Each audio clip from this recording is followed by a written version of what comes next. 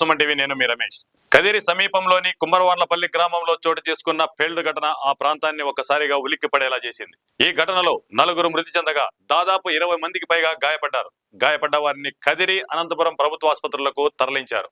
కదిరి పేల్డ్ ఘటనపై హోంమంత్రి అనిత ఆరా తీశారు. పూర్తి స్థాయిలో విచారణ నిర్వహించాలని ఆమె ఆదేశించారు. బాధితులకు ప్రభుత్వం అండగా ఉంటుందని సందర్భంగా హోంమంత్రి హామీ ఇచ్చారు. ఇది ఇలా ఉండగా కదిరి ఎమ్మెల్యే కందికుంట ప్రసాద్ పేల్డ్ జరిగిన ప్రాంతాన్ని పరిశీలించారు.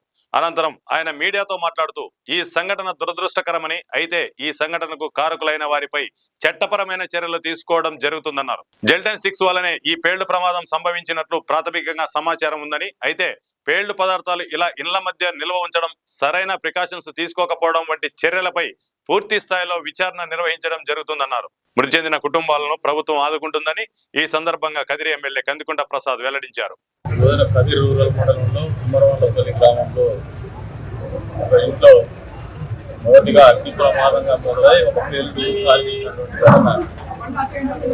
కారణాలు ఏవైతే ఉన్నాయో ఇంకా ఎస్టిమేట్ ఇంకా కనుక్కోవాల్సిన అవసరం ఉంది. But end of the day అక్కడ మేము ప్రాథమికంగా ఘటనా స్థలాన్ని చూసినప్పుడు మీరు తెలంగాణ ప్రాంతానికి చెందినటువంటి వాళ్ళు ఈ పక్క ప్రాంతాల్లో బ్లాస్టింగ్ మెటీరియల్ ఏదో స్టోర్ చేసుకొని చుట్టుపక్కల ఉన్నటువంటి మైన్స్ బ్లాస్టింగ్ చేసేటువంటి వ్యాపార రీత్యా ఇక్కడికి వచ్చినటువంటి వాళ్ళుగా తెలిసింది. కారణాలు ఏదైతే ఉన్నాయో పూర్తి స్థాయిలో ఫోరెన్సిక్ వాళ్ళు ఇంకా కనుగొనేటువంటి ప్రయత్నంలో ఉన్నారు. ఓవరాల్గా ఒక దురదృష్టకరమైనటువంటి సంఘటన. 31 మంది దీంట్లో బాధితులుగా ఉన్నారు.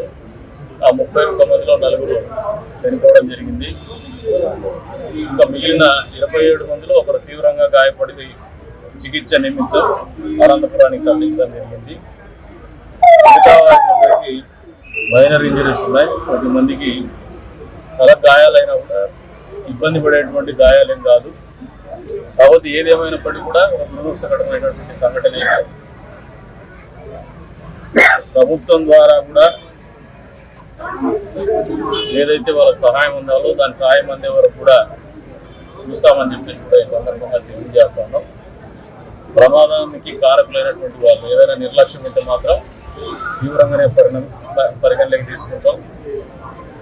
గతంలో కూడా పోలీసు వారు నేను చెప్తున్నాను, ఈ ప్లాస్టిక్ మెటీరియల్ అనేది ఈ కంకర్ మిషన్ల వాళ్ళు అనాథరైజ్గా వాడేటువంటి క్రమం ఉంది.